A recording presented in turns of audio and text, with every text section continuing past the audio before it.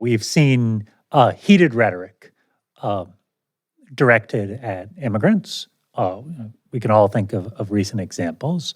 But you've sort of panned back and looked at rhetoric over time and more systematically. What does that analysis show us? We look at congressional and presidential speeches going back to the 1870 until today.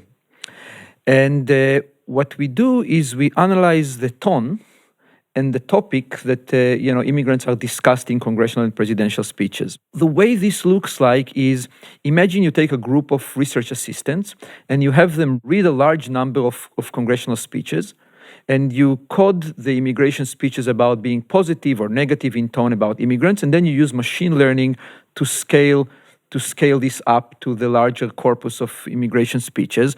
Or you do things like, my favorite one is, we wanted to capture, implicit dehumanizing language for immigrants. Immigrants infest a flood of immigrants, a cargo of immigrants. So you can give the computer a sentence, and then you take out the subject of the sentence, and you have the computer guess whether this is about a human or non-human. And this creates an implicit dehumanization language that is free of RA choice. And when we look at all of that, what we find is that, in the 19th century, you will be hard-pressed to find anybody saying anything nice about immigrants. Both Democrats and Republicans are very negative about immigration.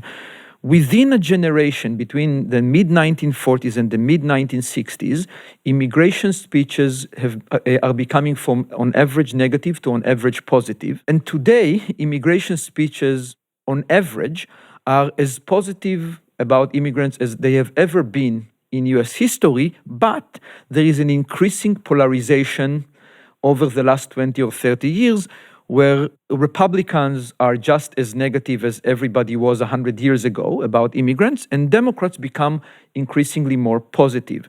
And when we look at what it is that they say about immigrants, we find that the differences are not driven by how they speak about the economics of immigrants.